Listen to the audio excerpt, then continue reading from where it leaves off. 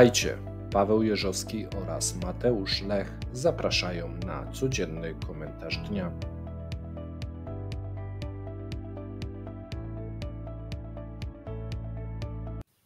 Dzień dobry, dobry wieczór. Z tej strony Paweł Jeżowski i redaktor Mateusz Lech w codziennym komentarzu dnia. Witajcie. Sytuacja jest taka. Paweł do mnie zadzwonił zaraz po porannym cepie i mówi: słuchaj, oni się strasznie pomylili przy założeniach budżetowych na przyszły rok. Nie idzie to całkowicie w parze z logiką i z tym, co się dzieje na rynkach.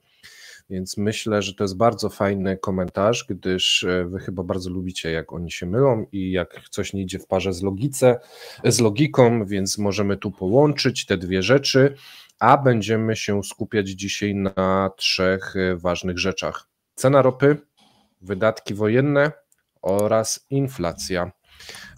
Paweł, coś jeszcze? Czy te trzy tak głównie? Tak, chciałem powiedzieć, że to Izba Obrachunkowa twierdzi od 3 miesięcy, że rosyjski budżet, jego plan i projekt jest bez sensu, więc ta informacja już trochę wcześniej gdzieś do ciebie docierała, ale faktycznie dzisiaj, jak rozmawialiśmy, to taka rozmowa była, że tutaj są pewne, eufemizmu powinienem jakiegoś ładnego użyć, niedociągnięcia, jeżeli chodzi o ten projekt, i on ma małe szanse, że zostanie zrealizowany. No ale jak to w Rosji, plany, a życie sobie się toczy innym torem. Dobrze, to słuchaj, zanim wejdziesz w szczegóły, bardzo ważny apel do was. Przeglądałem sobie dzisiaj statystyki i wychodzi na to, że oglądacie nas bardzo regularnie, za co jesteśmy super wdzięczni, natomiast nie było od wielu miesięcy żadnego materiału, który by dostał 3000 lajków. Kręcimy się w okolicach 1000, 1500, 1800, mimo że ogląda każdy odcinek grubo powyżej 10 000, czasem powyżej 20 000. Więc bardzo proszę, taki spóźniony prezent na Mikołaja, spróbujmy dzisiaj przebić tą granicę. Dziękuję serdecznie z góry. Jakiś będzie też challenge w związku z tym, że coś zrobisz? Ja myślę, że challenge'ów szykujemy na najbliższy czas sporo i może nawet coś się pojawi dla was, jakieś nagrody. Natomiast musimy was odrobinę rozgrzać, więc tu taki challenge rozgrzewkowy, czy w ogóle chcecie się z nami bawić? Jeżeli chcecie rozgrzać Mateusza, ja będę za każdy 1000 zdejmował jedną część. Tak, to prosimy te łapki. Ja nie wiem, co się stanie, jak on jest rozgrzany, z chęcią bym też zobaczył. Jeżeli chcecie, to a teraz piszcie. Przejdźmy do już do A wracając do tematu, to tak, rozmawialiśmy sobie wczoraj, też właśnie dzisiaj rano na temat ropy. Ja tam poruszyłem taki temat, że wszystko fajnie, tylko że Rosjanie mają dodatkowy problem i zacząłem właśnie Mateuszowi tutaj wykładać, jak oni chcą zrealizować przyszłoroczny budżet, bo przypomnijmy, że w przyszłorocznym budżecie założono wiele ciekawych rzeczy. Pierwszą rzecz, którą założono, to, że wydatki wzrosną o 20%. I druga rzecz, którą też założono, że równocześnie dochody wzrosną o 20%. To jest to logiczne, no skoro wydatki rosną, to i dochody. I trzecia ciekawa rzecz, że mamy ukryty budżet i jawny. Ukryty to są takie, można powiedzieć, zaskórniaki na wojnę, a jawny, no to jest oficjalny, normalny budżet. Co ciekawe, ten oficjalny został zwiększony i ten tajny został zmniejszony, natomiast co przeniesiono z tego tajnego? No nie przeniesiono oczywiście na służbę zdrowia pieniędzy, nie dosypano, ani nie dosypano na szkolnictwo, ani na edukację, nawet nie dosypano na socjal i pomoc ludziom, tylko dosypano na wojnę. Więc w tym momencie w oficjalnym mamy, no nie wiem, czy będziemy mówili w bilionach rubli, może i w tym. Powiedzmy, mamy około tak mniej więcej 15 14-15 bilionów, bo tam było 11,4, no powiedzmy około 15 bilionów rubli, czyli w przybliżeniu 150 miliardów, w tym momencie 140-150, w zależności po jakim kursie będziemy liczyć, miliardów dolarów na wojnę. Na wojnę i bezpieczeństwo, bo to tam jest, ja bym nawet tego nie rozdzielał, bo to trudno jest rozdzielić, co będzie. Powiedzmy to po rosyjsku, na obronność. Na obronność, tak, na obronność. To się bronić trzeba, tak. Ale to nie oznacza, bo tu często są też takie nieporozumienia, że, bo ja czytałem, że oni przeznaczą 120 miliardów, potem właśnie jest 140 na obronność. Nie, słuchajcie, oni prawdopodobnie, o tym mówiłem, przeznaczą 170, nawet może 180 miliardów na obronność. No robi wrażenie. A skąd ci się wzięło teraz 170, 180? Bo jeszcze jest ten tajny. No właśnie. A w tym tajnym raczej na służbę zdrowia nie robi się budżetu tajnego na służbę zdrowia i na edukację. Tam w tym roku też był tajny budżet. Tak? Ale czekaj. A przypomnij widzom, bo może ktoś ogląda po raz pierwszy, ile wynosi cały budżet Rosji rocznie? Wiesz co, no i tu tego do końca też nikt nie wie. Możemy mówić o planach i prognozach. I o tym możemy mówić, co w tym roku. W tym roku ten budżet po stronie tej dochodowej, no to jest około 26-27 bilionów, a po stronie wydatkowej 30 bilionów, ale zostało to zwiększone na 33 i największe wydatki, o dziwo, pojawią się w grudniu. I tu się mówi nas to nawet, akurat że... nie dziwi, no ale tak. A dlaczego? Dlatego, że tam będzie sporo rozliczanych wydatków wojennych i będą, to nie znaczy, że te pieniądze nie zostały zapłacone, tylko będą księgowane. Dobra, to chcesz mi powiedzieć, że wydatki 33 biliony rubli, tak? Mniej więcej. Tak. 33, znaczy zostanie zwiększony 33. 33. A w przyszłym roku 36 jest zapisane. 33 biliony rubli to jest jakieś 360 miliardów dolarów wydatków. I z tego chcesz mi powiedzieć, że około 180 to pójdzie... Nie, poczekaj. W przyszłym roku według projektu ma być 36 bilionów rubli. Okej, z tego 180 na wojnę. Dobra, to już sobie robimy 180 miliardów, to znaczy 18 bilionów rubli, to jest 194 miliardy dolarów. No, ja troszeczkę mniej podam, 180 mniej. Okej, 170, 180 liczę, bo to się może zmienić w trakcie. Czyli, żeby była jasność, połowa wszystkich wydatków, jakie rząd musi ponieść w ciągu roku, licząc szkoły, budowę dróg, utrzymanie infrastruktury, lekarzy, strażaków, nauczycielki, autobusy, szmery, bajery, połowa ze wszystkich wydatków pójdzie na czołgi i na wojnę. Nie. Więcej? Nie na czołgi i na wojnę. No na co? Bo to jest też następne nieporozumienie. W dużej mierze pójdzie na utrzymanie ludzi i na wypłaty żołdów, odszkodowań, bo to jest jak gdyby, no bo policz sobie, utrzymaj armię, no jeżeli oni chcą w przyszłym roku mieć teoretycznie 2 miliony personelu, z czego mówi się 1300, 1400, 1 300 000, 1 400 000, a docelowo 1 500 000 żołnierzy, a tego personelu 2 100 000, a może nawet 2200, no to policz sobie tam te pensje, nie? To się robi. Od groma pieniędzy, zwłaszcza, że no żołnierze w tym momencie zarabiają jak na rosyjskie warunki bardzo dobre pieniądze. Dużo. I wiesz, tak, ale i teraz tak, żołnierze nic nie wytwarzają. Co innego jak masz na przykład armię, która liczy 100 000, 200 000, a co innego, jeżeli masz taką dużą. Przy czym pamiętajcie jedną rzecz, bo często też jest takie nieporozumienie, że żołnierze nie oznacza cały personel. No bo to jest jak gdyby, w Polsce tak samo, w każdym kraju jest, tak? Są ci, co I jeszcze ci żołnierze dzielą się na tych, co idą powiedzmy na front, ci z tyłu. I ci, co muszą strzec całej granicy rosyjskiej. No a jeszcze pamiętajcie tak, że Rosja to nie tylko wojna w Ukrainie, tylko również trzeba jakieś inne rzeczy robić, nie? Tak. Wyobraźcie sobie, że zostawiliby niestrzeżone granice. Jakie to są możliwości kontrwywiadu jakiegoś ukraińskiego, czy jakiegoś działań sabotażowych, strzeżenie kolei. Przecież to wszystko to są służby bezpieczeństwa, które też są z tego funduszu opłacane. Tak. Bo to chyba też trzeba dołożyć, że to nie tylko są żołnierze, ale chyba inne służby. Służby wewnętrzne też. Tak, też w tym są. Więc, ja jak gdyby mówię całościowo, bo trudno, wiesz, czasami jest to rozdzielić.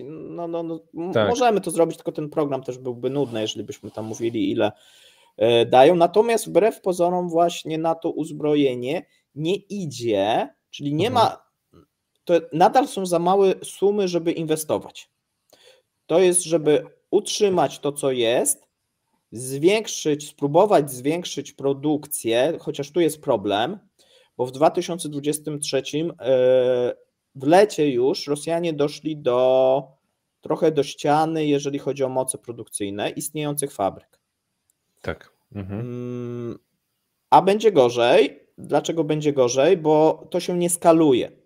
To nie jest tak, że jak polscy geopolitycy czy eksperci, nawet którzy teoretycznie powinni znać się na uzbrojeniu, mówią, że to się skaluje tak, ani się to nie skaluje horyzontalnie, ani wertykalnie. No bo żeby im się to skalowało, to musieliby pobudować fabryki, a więc tego nie robią. A więc mają tylko jedną możliwość, spróbować wyprodukować więcej z tych zasobów, które mają. No ale oni już pracują na 3 zmiany, już jest 4-krotnie więcej firm dokoptowane do tego przemysłu zbrojeniowego, nie? Natomiast nie mamy nowych linii montażowych, nie mamy nowych nagle zasobów jakichś dodatkowych, że tutaj przyjeżdża wujek z Chin i daje jakieś dodatkowe komponenty. No takie rzeczy się nie pojawiają.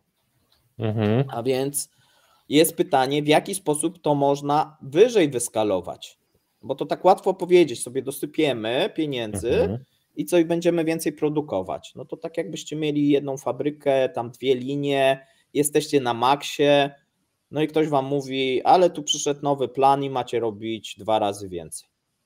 Tak. No to tak, ty mówisz okej, ale jak, nie? To, co powiedziałeś, troszeczkę otworzyło mi pewne klapki na oczach odnośnie, odnośnie wydatków, bo z tego, co widzę, to my na ten rok mieliśmy na wojsko, na obronę niecałe 100 miliardów złotych i jak gdzieś widziałem... Nie złotych.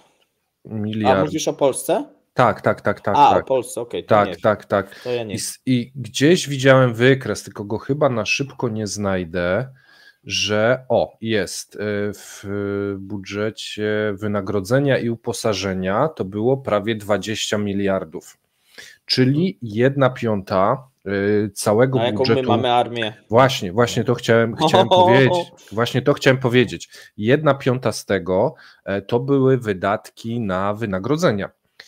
My mamy w wojsku tam, nie wiem, 130 000 w tym momencie ludzi, personelu. W Rosji jest 10-krotnie więcej w tym momencie, lekko licząc. I zarobki w tym momencie są chyba wyższe niż w polskim wojsku. Tak, trzeba by tak liczyć. Bo trzeba by było tak liczyć. No to jeżeli u nas jest to 16 miliardów złotych, czyli 4 miliardy dolarów, już tak upraszczam, to 40 miliardów do 50 z tego budżetu 140-150 to pójdzie na same uposażenia w rosyjskiej armii. Więc to jest... Jeszcze raz, ile mówisz? Około 40-50 miliardów dolarów. No pewnie więcej, bo jeszcze są odszkodowania, o których w ogóle w Polsce nie ma o czym mówić. I jeszcze jest jedna rzecz, bo gdzieś w tym elemencie również będą dotacje jakieś, które będą szły dla fabryk i masz następna rzecz, zamówienia. Tak. Ale też takie zamówienia, które nawet nie służą temu, żeby coś nowego wyprodukować, czyli tylko ten mit o tej odbudowie. Zastępować to, co się zużyło też. Tak.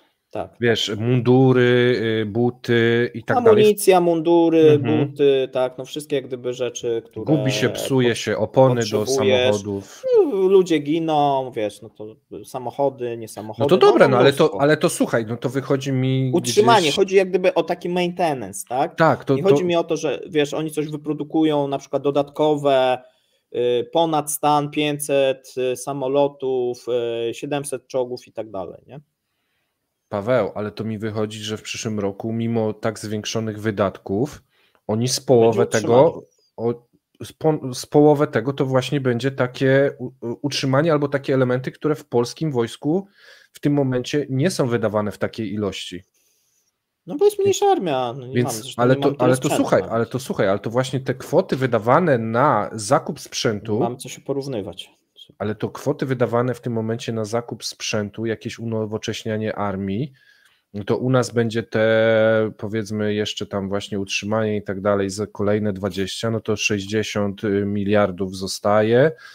60 to jest 15 miliardów dolarów, powiedzmy, plus minus. No to Rosjanie będą wydawali może 3 razy więcej w tym momencie?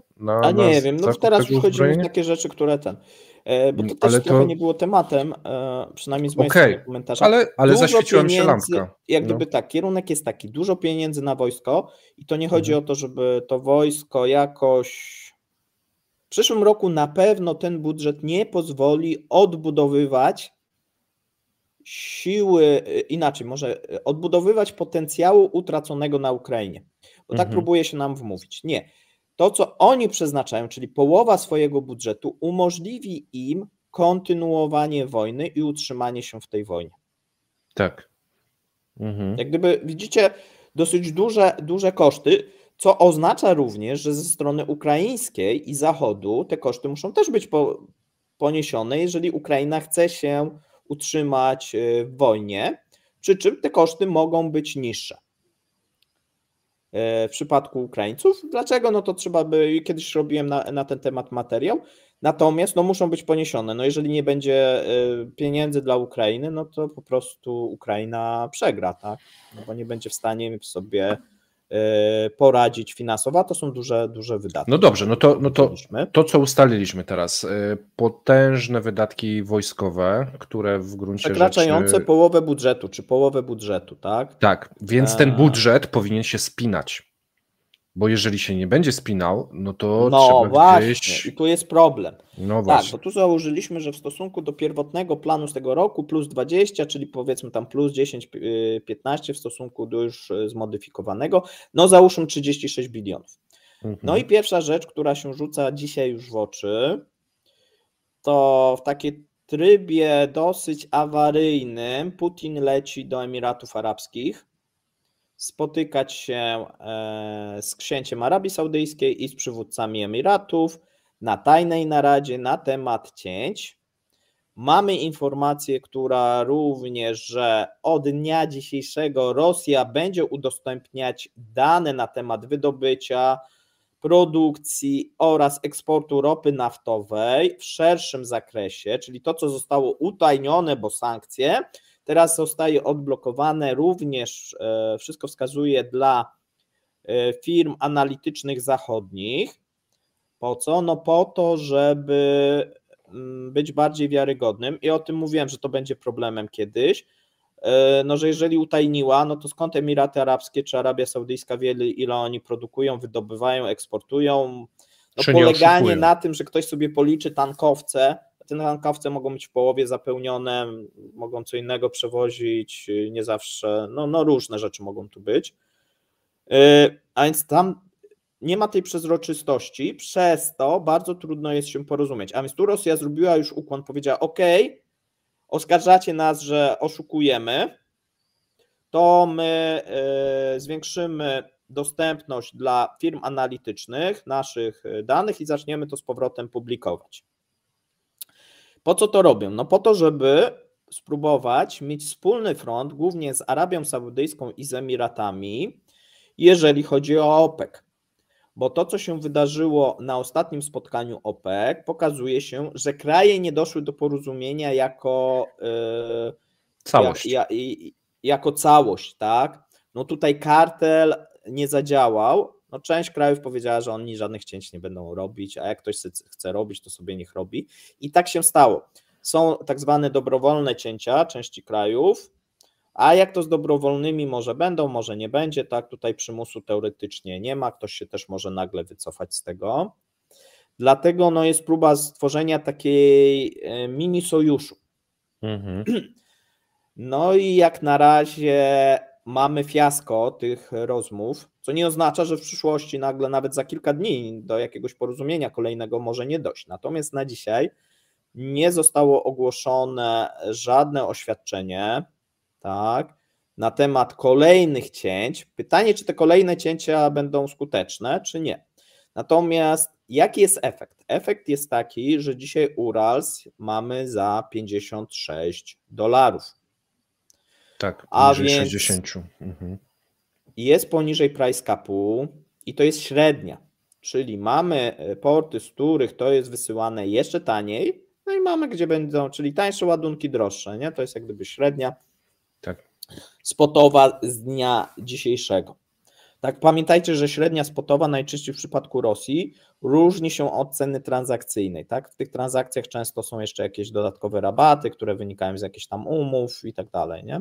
Czyli jeżeli tu mamy w okolicach 60, to trzeba liczyć, że tam jest jeszcze tych kilka dolarów niżej, bo gdyby nie chcę też uogólniać, bo to może być różnie w zależności kto jest odbiorcą. I teraz w związku z tym pojawia się pierwszy problem. W rosyjskim budżecie na 2024, ale i też w późniejszych latach zapisano, że cena średnia Uralsa będzie wynosić $71. Ambitnie. Mamy 56. Optymistycznie. Oczywiście jeszcze do końca grudnia trochę czasu jest, no i może nagle ta cena, jak to z ropą, przekroczyć te 70 czy nawet 80. Natomiast zwróćcie uwagę, że to, co Rosjanie prognozują, to prognozują bardzo, bardzo optymistycznie, czyli rosyjski rząd i to Izba Obrachunkowa po raz kolejny im wytyka, na jakiej podstawie są przyjmowane ceny średniej ropy naftowej na 2024 tak wysoko. Na podstawie optymizmu, niepoprawnego optymizmu. Bo jeżeli byśmy popatrzyli na ten rok, no to mamy najwyższą cenę w październiku 80, a średnia, tak, jest bliżej price capu, nie, niż tych 70 kg, bo żeby tutaj było, no to najlepiej, żeby Rosja weszła na przykład z Urals po 100, styczeń, luty, potem może nawet spaść, ale żeby średnio gdzieś mniej więcej w okolicach 70, nie? Może nawet być nie 100, ale powiedzmy ale 70, słuchaj, żeby 80. Urals było po 100, to Brent by musiał być po 120. 120. No to ojej, no to bardzo ambitnie. Bardzo ambitnie. A żeby był Urals po 70, to na rynkach średnio przez cały rok baryłka powinna kosztować powyżej 90 Brenta na przykład. No tak. No to ci, co oglądają nas od dłuższego czasu, to wiedzą, że to się prawie nie wydarzało w poprzednim roku. No, co nie znaczy, że nie może się wydarzyć. Co nie znaczy, że się nie może wydarzyć, natomiast to jest podejście bardzo optymistyczne. Tak, czyli wiesz, ktoś przyjął scenariusz, jeżeli chodzi o dochody, optymistyczny i scenariusz, jeżeli chodzi o wydatki, też optymistyczny, bo trzeba liczyć się z tym, że jak to ktoś prowadzi wojnę, to może się okazać, że pewne wydatki, i tu inflacja się znowu skłania, i kurs rubla, i jeszcze wiele innych rzeczy, że pewne wydatki będą jednak większe niż to, co założyliśmy. Czyli a chcesz mi powiedzieć, optymistycznie że tu optymistycznie wydatki, tu optymistycznie dochody, ale według realnych scenariuszów one się tak troszeczkę rozjeżdżają. Już teraz to widać. Już jak gdyby skłania ku temu, że trzeba prawdopodobnie dopompować do systemu pieniądz. No jak ci się nie spina, no to co najlepiej? Włączyć drukarkę, poluzować i dopompować. No i w tym momencie wjeżdża bank centralny cały na biało, odsyłamy do wczorajszego materiału, który mówi nie. I mówi nie, teraz będziemy wyłączyć te drukarki. Podnosić stopy i będziemy mrozić gospodarkę. A jak ty chcesz wydawać, chcesz produkować to uzbrojenie, oni mówią nie, no ale teraz kredyty w górę, konsumpcja w dół, firmy nie mogą się leasingiem za bardzo posługiwać, no bo wiecie, to wygląda tak, jak mamy firmę, to przecież my nie kupujemy rzeczy bardzo często za własne pieniądze, tylko za pożyczone pieniądze. Tak. Tak samo jeżeli eksportujemy, no to my się ubezpieczamy od kursów walutowych. Tylko tak. Im, na przykład często się pytaliście, może też odpowiedzmy sobie na jedno pytanie. Czy wysoki dolar jest dobry dla Rosjan i dla rosyjskiej gospodarki, czy niski? I tu ciągle są jakieś takie dyskusje, nie? Że się jedni cieszą, że jest drogo, inni, że taniej. Odpowiedź jest prosta. Jeżeli mamy firmę, no to ja powiedzmy robię kontrakty na waluty futuresowe, najczęściej forward oczywiście i najczęściej zabezpieczam się za pomocą swapu, tak? Czyli i to bardzo często procentowego, czyli o co bardzo chodzi? Chyba Wytłumaczę w skrócie, nie? Chodzi o to, że ja na przykład mogę się umówić z kimś, że daną walutę odkupię lub sprzedam po ustalonym kursie. I mnie nie interesuje, co się na giełdzie dzieje. Czy dolar jest po 110, czy po 150, ja się umówiłem, że za 90 zrobię wymianę. I to jest taki typowy forward. Mogę się umówić, że codziennie będę miał, powiedzmy, koszyk rozliczeń i codziennie przez 2 miesiące ta waluta będzie po takiej kwocie. Nie? Mi udostępniana. I dzięki temu ja się ubezpieczam od ryzyka walutowego. Tylko gdzie jest problem? Finansowego na nasze. Dolar powinien być w optymalnej pozycji i powinien być stabilny. Jak skacze, to nigdy nie jest dobrze. Raz wyżej, raz niżej, bo to uniemożliwia przewidywanie biznesu na przyszłość. Utrudnia, przez co wszystkie te instrumenty pochodne stają się drogie. To znaczy, jeżeli ja jestem ubezpieczycielem, bankiem, i ty chcesz ode mnie kupić jakieś no to ja sobie liczę odpowiednią marżę, no bo co innego jest para euro, dolar, która jest stabilna i tam wahnięcia powiedzmy są rzędu roku, przykładowo, tak, albo lepiej, jen powiedzmy, czy szwajcarski frank, czy nawet dirham, to ja mam w miarę stabilne waluty. Nie mam tam wahnięć, czyli mogę przewidzieć, że no jakiejś dużej zmiany nie będzie, to ty mniej mi zapłacisz tego ubezpieczenia, niż jak są duże. No bo jak są duże, to ja muszę wycenić swoje ryzyko, że ja nie trafię, no bo ja jak gdyby ponoszę to ryzyko i ty mi płacisz, że ja poniosę ten koszt zamiast ciebie. Jako bank. Okay. Tak.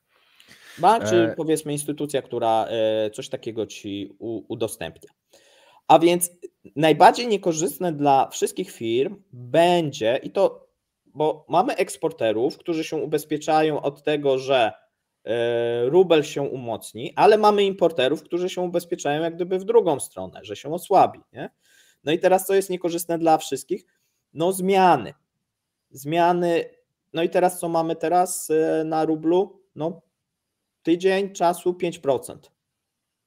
Nie? Jeżeli to będzie tak góra, dół, to jest najgorsze, co może być dla waluty, czyli na przykład rośnie 110, potem jakaś reakcja 88, banku centralnego, potem 95, rządu, tak 80, nie? Potem 100, potem 80. No to jest coś fatalnego, no bo trudno jest jak gdyby prowadzić wtedy biznes, te ubezpieczenia od wahań, no po prostu dużo firmy kosztują. A nie ubezpieczając, no to jest rosyjska ruletka, tak? Tak. No to mamy teraz tak. Wahanie kursów, wydatki, które są optymistycznie ułożone, dochody, które są bardzo optymistycznie ułożone i to, co powiedziałeś w wydatkach, że ciężko przewidzieć, jeżeli się prowadzi wojnę, wydatki, bo zakładam, że nie ma w nich oszacowanej na przykład wyłączenia nitki kolejowej Rosja-Chiny na przykład 2 miesiące, czy takie rzeczy. Tam nie ma elementów, które mogą się wydarzyć. Tam optymizm. Że wszystko działa i takich ryzyk, wiesz, że tam. Że no tak, nie ma też pewnie wliczonego kryzysu na rynku bankowym, nie ma pewnie załamania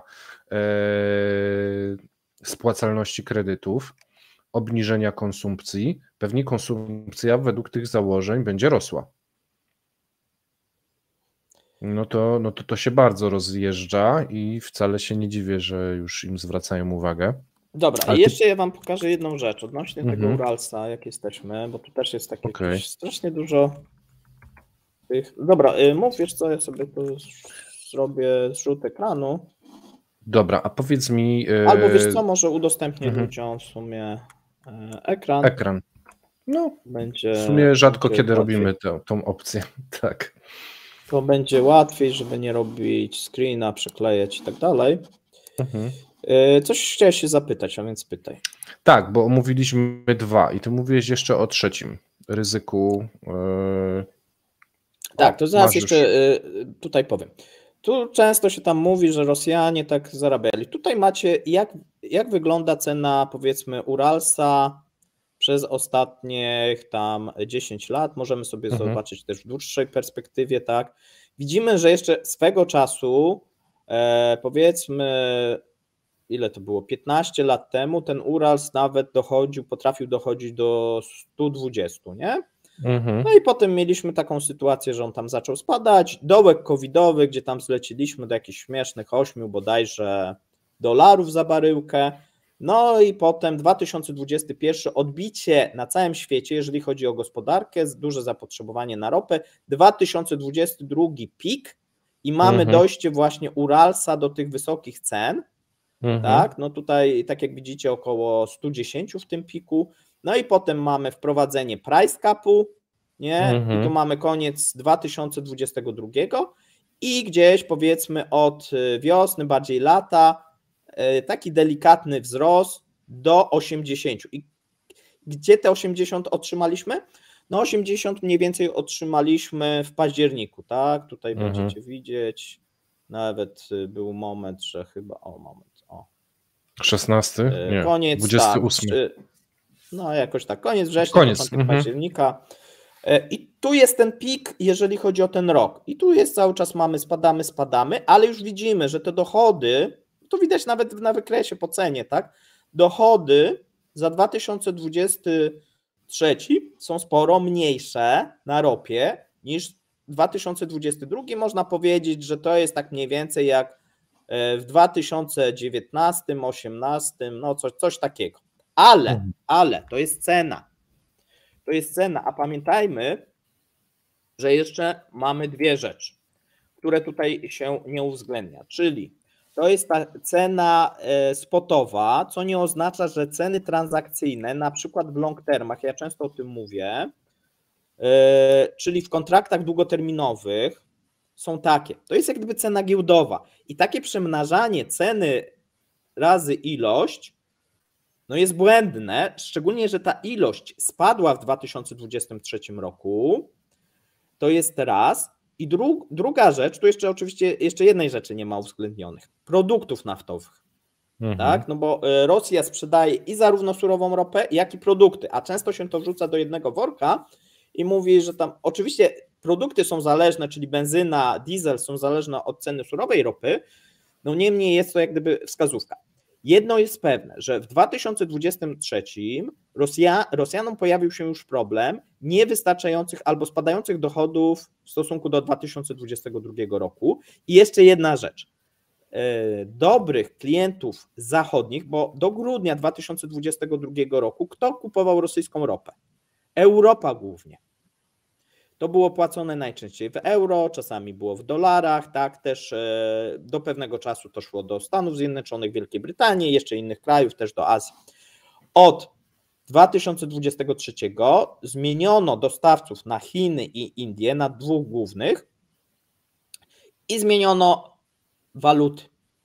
Już w tym momencie nie rozlicza się w walucie euro, bardzo mało, prawie w ogóle. Rozlicza się za to w juanach, w dirhamach arabskich, w dolarach, no i cały czas mają jeszcze nierozliczane kupę pieniędzy w rupiach. Nie? Teraz oni od września dopiero gdzieś przeszli na to, żeby tam jest taki miks, jest dirham,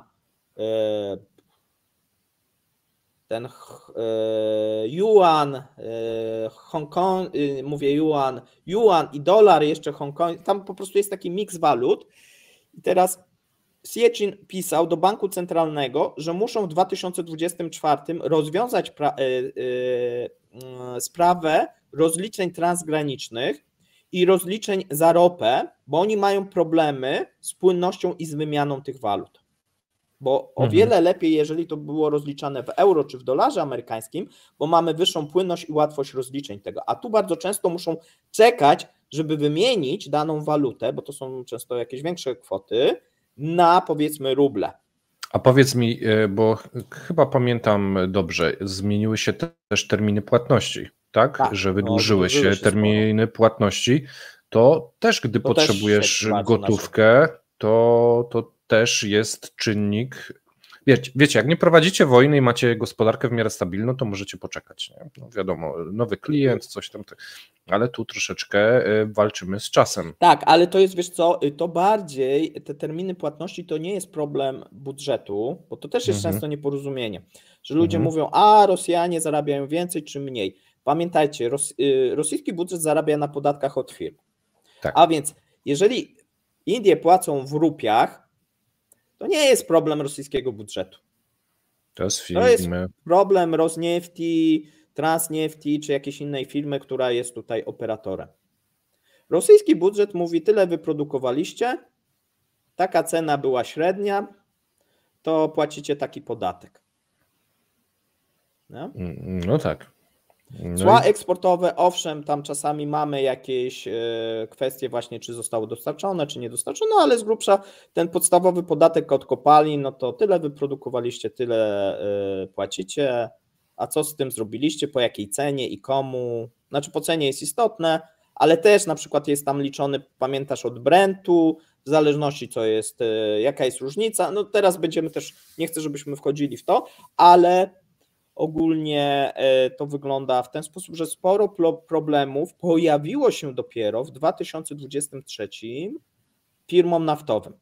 Wyjście tych firm zachodnich, brak. Nie powiedziałeś jeszcze o kosztach transportu i ubezpieczeń, bo cena na tym wykresie nie jest to uwzględnione. To jest SPOP, tak. To tutaj mamy tylko cena jak gdyby surowej ropy i to też w spocie, czyli nie transakcyjna, czyli na zasadzie takiej, że ktoś oferuje i po tyle jak gdyby jakiś tam ładunek. Tak, ale tu warto powiedzieć, że kontrakty często są zamawiane w ten sposób, że zamawiasz tak jakby ropę z dostawą za jakąś kwotę i jeżeli masz transport droższy i ubezpieczenia droższe, to ty ponosisz ten koszt, czyli Rosjanie.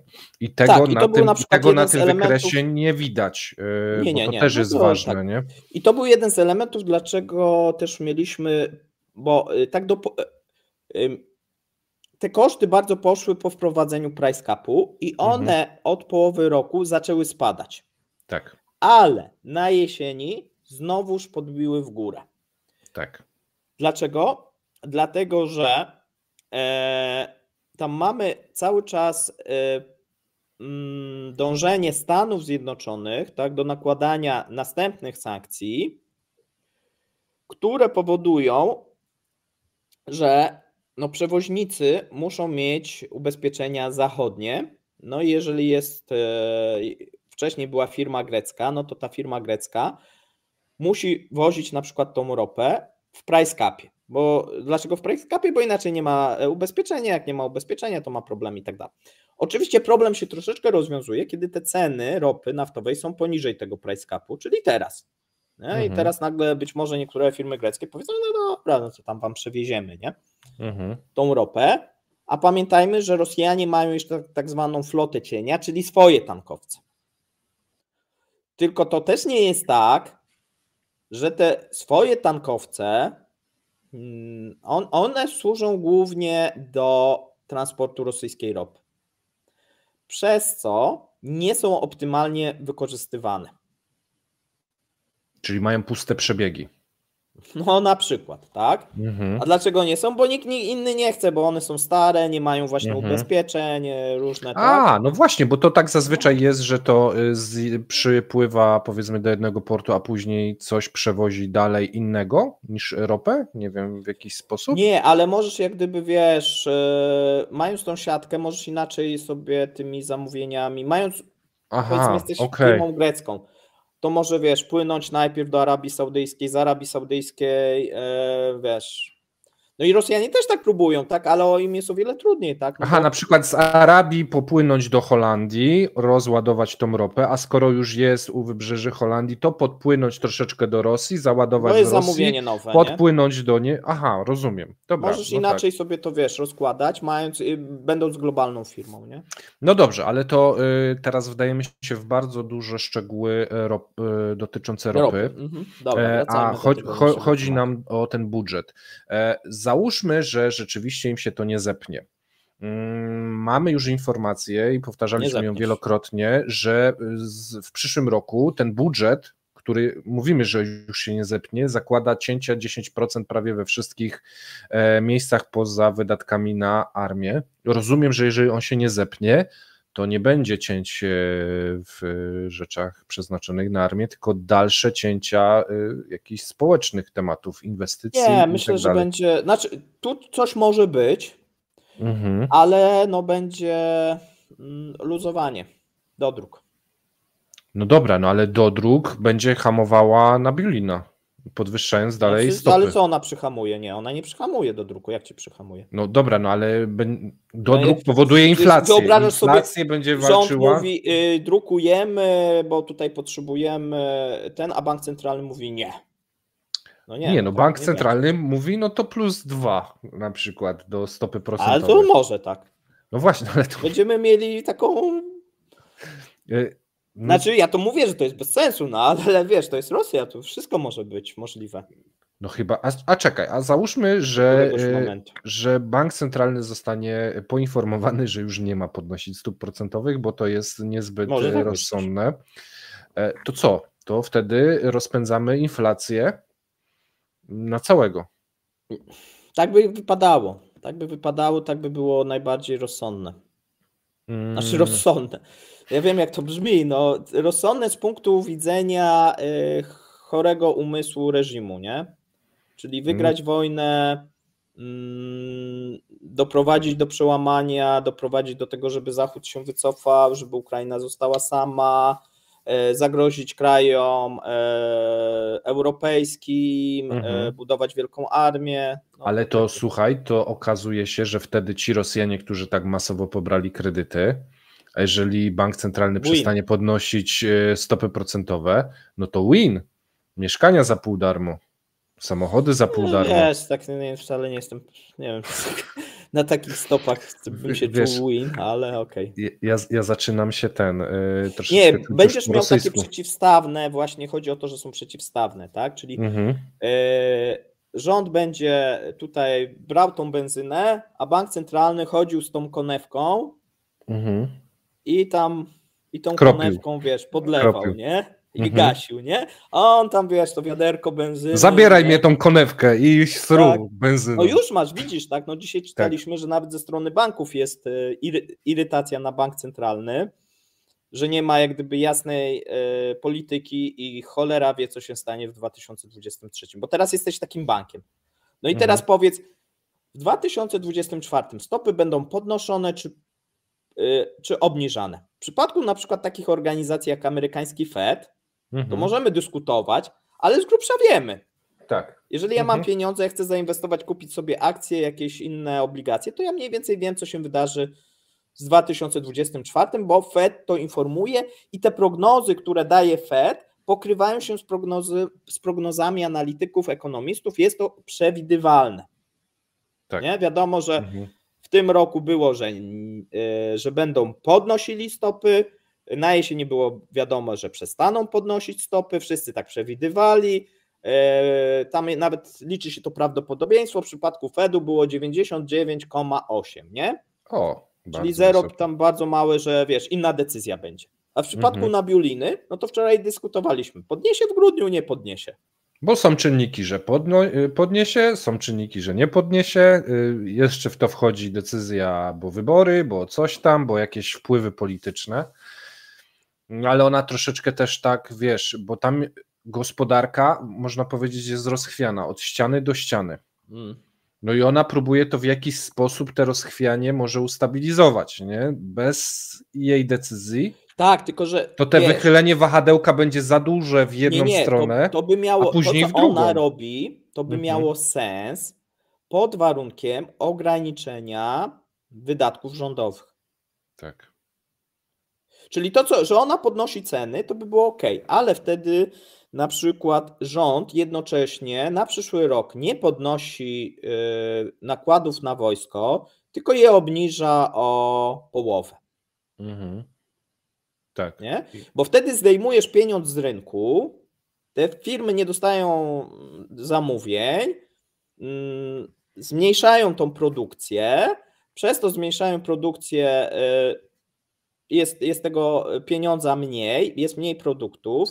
Tu jeszcze jest taki niefajny produkt, czyli to uzbrojenie, które to jest, dlaczego on jest niefajny? Bo wlicza się z jednej strony, często mówiliśmy, do produktu krajowego brutto, bo ktoś go wyprodukował, wytworzył, ale w momencie niszczenia on za moment jest niszczony i on się nie odlicza. Czyli to jest taki fałszywy wzrost gospodarczy. Znaczy nawet nie wzrost. Tak jakbym wybijał szybę i codziennie wstawiał szybę. Efekt by był taki, że mam cały czas szybę w mieszkaniu, natomiast koszty tego... No masz gościa, któremu płacisz pensję za to, że jeden, albo masz dwóch. Jeden wybija ci szybę i musisz mu płacić i drugi wstawia szybę. Tak, i obu płacę. Tak, i obu płacę i wzrost jest, nie? Wszystko się kręci, nie? Można powiedzieć przez jakiś czas. Oczywiście nie ma to żadnego sensu. Oczywiście może będzie sens polityczny, jeżeli Rosji by się udało podbić i wchłonąć tą Ukrainę, no to możemy o tym dyskutować, czy to warte, czy nie warte, ale to jest zupełnie nieekonomiczne i bardziej jakiś taki geopolo. To ja mam dla ciebie ekonomiczne pytanie.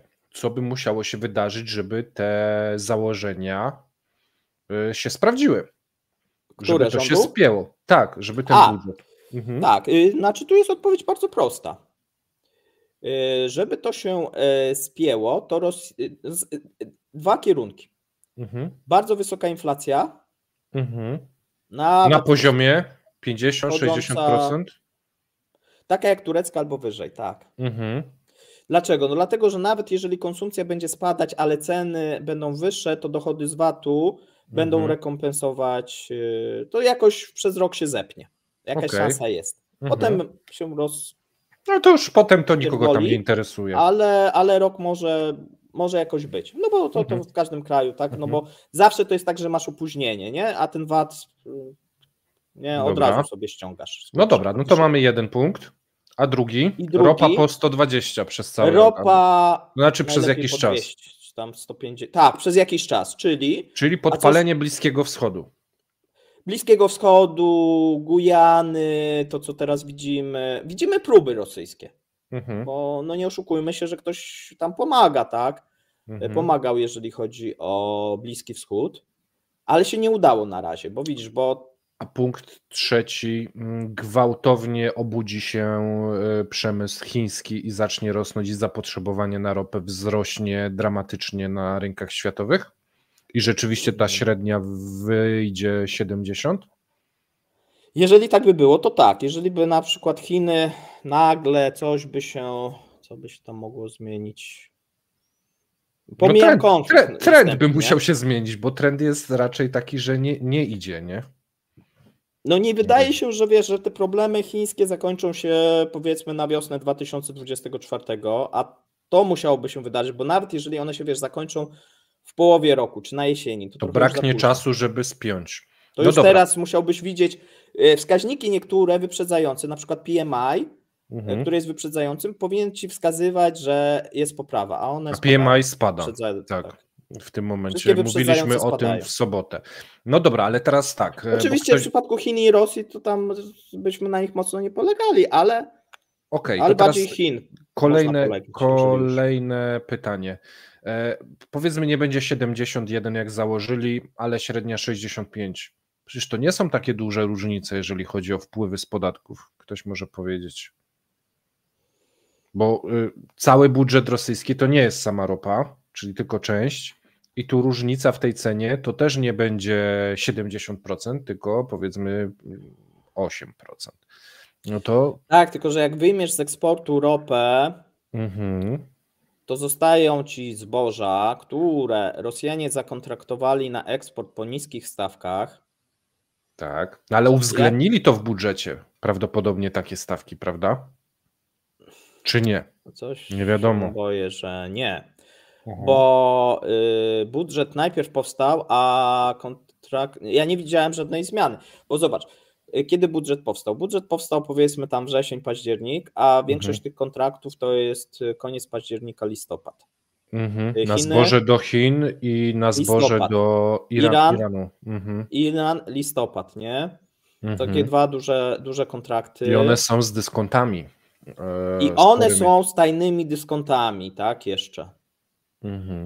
No z tajnymi, nie tajnymi, no ale no, teoretycznie z tajnymi.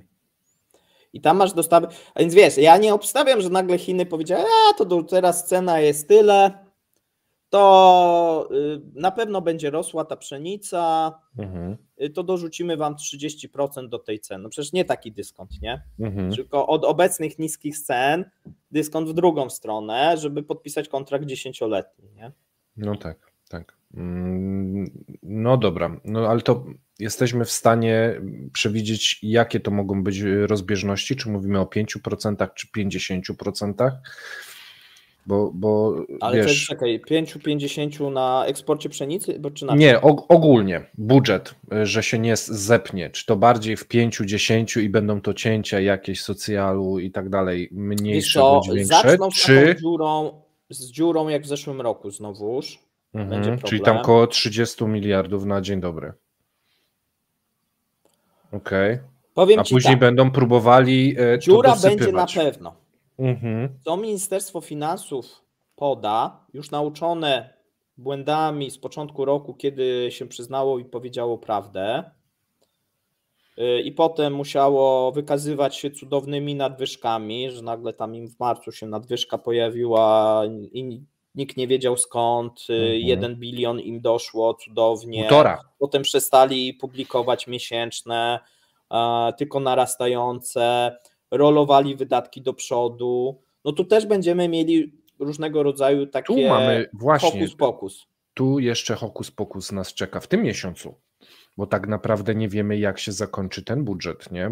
Bo te wydatki były rolowane do grudnia i one teraz powinny się jakoś księgować. Teoretycznie mogą rolować do przodu, tylko z punktu widzenia rządu pewnie bardziej teraz nagle opłaca się to zaksięgować, powiedzieć, to 2023, teraz mamy 2024, będzie lepiej, bo za styczeń już mamy dobre dane. No bo przecież wiesz, to nie będzie tak, że 2 stycznia oni powiedzą, że budżet Rosji został wykonany tak i tak, tylko gdzieś to ogłoszą w marcu, kiedy już będą wiedzieć, jaka jest sytuacja za styczeń i luty, pierwsze przynajmniej te prequele, jeżeli chodzi mogą poinformować, no patrzcie, tu jest dobrze, tam, a propos, mamy te dane za grupę, tam troszeczkę nam nie wyszło, coś tam pod koniec, ale już jesteśmy na właściwej ścieżce, tak? O to ci chodzi. Dobra, jest nawet jeszcze... jak ci powiedzą, zobacz, powiedzą ci, że w 2023 doszły nieplanowane duże wydatki wojskowe i ta dziura była okej, ale zresztą wiesz, oni zrobią na przykład dziurę, że ona będzie tyle, ile zapisali. Albo ciutkę wyższa, tak żeby... Tak. Bo jest jeszcze jeden temat, o którym nie mówiliśmy, krzywa Laffera. Czyli wiesz, możesz narzucać podatków i liczysz, że będą te wpływy rosły, natomiast w pewnym momencie jest pik i one zaczynają spadać. Podejrzewam, że to jest już 4. rok z rzędu, gdzie niektóre firmy będą pod kreską, a coraz bardziej się będzie... To nie jest 4. rok z rzędu. Od 2008 roku, jeżeli popatrzymy na dane na przykład, bo to często też są też takie, wystarczy sobie spojrzeć na eksport Polski i Rosji. Spójrzcie sobie na dane 2008 do obecnego czasu. Rosjanie mają cały czas problem, jeżeli chodzi o gospodarkę, od 2008 roku, powiedzmy 2008, 2009, pierwszego Lehman Brothers. Do tej pory się nie wydostali z tych problemów strukturalnych, a one narastają. Można oczywiście sięgnąć dalej, że to są problemy odziedziczone jeszcze ze Związku Sowieckiego, które powiedzmy w tych latach 90. była próba reformy, ale potem pewne rzeczy cofnięto, wycofano i pewne problemy, czyli problem z tym braku pomysłu, to ja wielokrotnie to powtarzam, na rozwój Rosji, czyli ten taki neokolonializm, podbijamy inne kraje, wcielamy, cały czas gdzieś chyba to jest jedyny pomysł, a to jest trochę taki obecnie słaby pomysł do rozwój. Znaczy on by był pewnie i dobry w momencie, kiedy by tak była silna gospodarka, duża ludność, no to można sobie tam, nie wiem, nawet podbijać inne kraje. Ale to nie trzeba robić w ten sposób, można założyć... Pytanie wtedy jest po co, nie? No tak, można założyć wtedy miękką politykę, czyli jakiś sojusz. Soft power, tak? No ale wiesz, no soft power, jak widzimy, Rosji nie wychodził. Soft power Rosji to jest młotek. Nie, no ta dyplomacja, wiesz, korupcja tych zachodnich, no coś tam się im udawało, to też nie jest tak zupełnie, że wiesz, że tam była tylko porażka. Tak. Natomiast no w stosunku, oni wiesz, stawiali na ten hard power, bo liczyli, że są drugą armią świata i siłą będą mogli narzucić, tak, Ukrainie, Europie Zachodniej, nie? No bo mieli też dane na temat polskiej armii, niemieckiej Bundeswehry, ogólnie, że Europa to tak nie ma kto bronić, tak, no to stwierdzili, że Okej, czyli zakładamy, że nie zepnie się.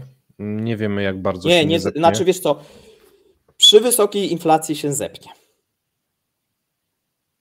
Czyli ale teraz prawdopodobnie do marca przynajmniej Putin no chyba nie będzie chciał tej nabiuliny i tej polityki jakoś mocno rewidować, chociaż to moim zdaniem trzeszczy. Ale po marcu, a może nawet wcześniej, bo może też być tak, że wiesz, on to może na przykład nabiulinę odstrzelić w styczniu czy w lutym, żeby pokazać, że wiesz, zmieniamy tą politykę i teraz to już będzie cudownie, bo następca to on już wie, jak wyprowadzić tutaj. Zwolnić. Co? Zwolnić. No to zobaczymy. Różne są metody w Rosji zwalniania. Jaką wybierze, nie wiem. W każdym razie może być też, bo ta inflacja też jest problemem dla władz. To nie jest tylko tak, że wiesz, ja powiedziałem, że to jest rozwiązanie dla gospodarki i dla rządu częściowo tak, ale to są skutki społeczne. No bo napięcia społeczne pojawiają się przy wysokiej inflacji. To jest dodatkowy podatek, który uderza w kogo najbardziej? No w tych biednych.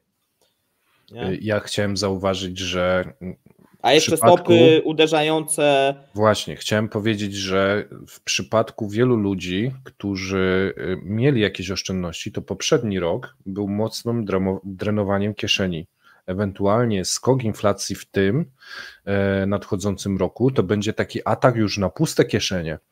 Bo wiesz, zazwyczaj ludzie mają jakieś zaskórniaki, jak jest chwilowo gorzej, no to najwyżej schodzisz z tych zaskórniaków i idziesz po prostu przez życie dalej. Natomiast ten poprzedni rok był takim rokiem czyszczenia tych zaskórniaków w dużej mierze. No i przyszły rok, w przypadku bardzo dużej inflacji, ci ludzie są niegotowi na to. No w sensie ciężko być gotowym w ogóle, no ale wiesz, to będzie kolejny rok takiego permanentnego drenowania ich. Każdy rok jak gdyby władza zdobywała pieniądze dzięki czemuś. 2022 wysokie ceny ropy naftowej, szczególnie do któregoś momentu Europa płaciła za tą wojnę. Tak? I to było oczywiście najbardziej optymalne dla władzy, można było utrzymywać mit. To był majstersztyk. Wiesz, tak, gdyby to się rozegrało w pół roku, to Putin byłby, wiesz, okrzyknięty pewnie przez historię tak, ale właśnie jakby wielki tutaj... strateg. Szojgu i inni bardziej byli ogarnięci, a Ukraina słabsza, no to przecież to byłoby idealne, tak jakby ta wojna się zakończyła w 2022 roku. No bo same plusy, tak? Drogie surowce, gospodarka rozpędza, rubel się umacnia, no w ogóle. Zyskujemy nowe tereny, nowych ludzi, przemysł i tak dalej. I teraz tak, popełniono pewne błędy, bo umocnienie rubla, niepotrzebnie umocniono tego rubla tak mocno, nie trzeba było. Można było zasypać budżet kasą. Tak, bo można było, powiedzmy, tego rubla stabilizować w okolicach 80, nie? A nie 50 kilku. I wtedy byśmy mieli ale w 2023 Nabiulina sabotowała to, bo ona dała te stopy procentowe na 20. Tak no a co dzisiaj FTB mówi? Że to są błędy, no tak. W sumie nie spojrzałem na to z tej strony, no bo rzeczywiście, bo wtedy była górka niesamowita na tej ropie i gazie. Wszyscy mówili, wiesz, cudowne dziecko, wspaniale sobie poradziła, ona obroniła Rosję, ale zapominają, że to nie ona obroniła Rosję, tylko Europa, kupując drogą ropę, bo jakby nie było tej ropy, no to Nabiulina mogłaby sobie tam 50 zrobić te stopy, to by nic nie zmieniło. I potem następny błąd, bardzo szybko zaczęła schodzić, przez co w 2023 sankcji nie ma, gospodarka też propagandowy błąd, bierzcie kredyty, banki, nie? Pomimo już wysokiego zadłużenia, czyli ktoś już, nie to, że to był jego pierwszy kredyt. Logika ustępowała propagandzie. No. Logika finansowa ustępowała propagandzie w tym momencie. Tak. I bank centralny też nic nie robił, bo nie było tych makroostrożnościowych. Nie widziałeś na koniec 2022 roku, żeby zwiększono wkład własny, narzucono bankom większe rezerwy, pomimo tego, że na 2022 te wyniki banków nie były dobre. Nie pozwolono bankom dawać tak wysokie kredyty. I nagle bank centralny budzi się i teraz, wiesz, to takie wahadło da nie? Prawo, lewo, tak? A może to Nabiulina rozpędza z tylnego krzesła to wahadło, robiąc specjalnie błędne decyzje. No bo jeżeli aż takie, wiesz, bo to są teraz z perspektywy, to są decyzje, które są być albo nie być. Tak. Wiesz, bo każda z tych decyzji może mieć bardzo duży wpływ na przyszłość Rosji. Tak. Bo gdyby mieli tej gotówki więcej na początku, no to nie musieliby się przejmować ani sankcjami, ani później. Bardzo dużo zmiennych by było, nie? No, później, tak? Wszystko, jeszcze tego czasu by mogli więcej kupić. A tak, jest ta łódź mocno rozbujana. Są te wydatki, że rząd biega z tymi wiadrami z benzyną, a Nabiulina chodzi z tą polewajką i z tą konewką, tak? No i tu jest pytanie, czy ona te decyzje robi sama, czy po prostu robi to, co jej każą. Moim zdaniem sama jednak, bo ma pewne zaufanie. Inaczej, w normalnej sytuacji, przy normalnym rządzie, który nie prowadzi wojny, te decyzje może by się i broniły. Ale nie w momencie, kiedy Rosjanie prowadzą wojnę i było wiadome, że albo inaczej, no to znowuż, to też wynika, że ty robisz te rzeczy, bo tak może też wypada, bo cię tak nauczono, bo w sumie nigdy... Nie jest to mądrość etapu, że na tym etapie wydaje ci się to logiczne, natomiast to w perspektywie, jak spojrzysz z biegiem czasu, mówisz, kurde, w drugą stronę na początku by mogło zaboleć, ale w dłuższej perspektywie by było lepsze. Konflikt zakończył się, powiedzmy, na początku 2023, to te decyzje by jej się obroniły. Problem jest, wiesz, taki, że ten konflikt trwa i te decyzje, im dłużej on będzie trwał, tym będziesz widział te błędy tych decyzji, skutki błędów tych decyzji. Tak. Ja mam wrażenie, że im dłużej ta łódź jest na morzu, tym ona wchodzi na większe fale, po prostu, poprzez te decyzje, nie? Że tu mamy na początku małe, ale one powodują w perspektywie roku większe. Tą łodzią dopływamy do tego roku. Tak, bo byś, wiesz, zatrzymał tą łódź, bo ty chcesz ją zatrzymać, nie? A ją bujasz. a ponieważ masz tą wojnę, no to ona cały czas płynie. I tu jest problem. Czyli tak naprawdę w przyszły rok nasze programy mogą być jeszcze bardziej ekscytujące, bo będą te liczby większe i wahnięcia mogą być większe. No, chyba że się, zmieni. Chyba że ktoś nam tą łódź zatopi i będziemy mieli coś co komentować. Może też wybuchnąć jakiś czarny łabędź, którego my teraz nie przewidujemy. A co roku pojawia się kilka. Jest. Tak, no. Tak. Więc to jest, też trudno powiedzieć, co się wydarzy. Ja na przykład nie przewidywałem, że w Izraelu tam się coś takiego wydarzy. Myślę, że mało kto. Chyba że ktoś się interesował, to może tak, nie, ale ogólnie nie. No i takie jakieś sytuacje mogą się też wydarzyć. Na początku roku nie zakładaliśmy prób zamieszania, z tłumikami paliwowymi, nie zamieszania z akcją kredytową tak rozhuśtaną.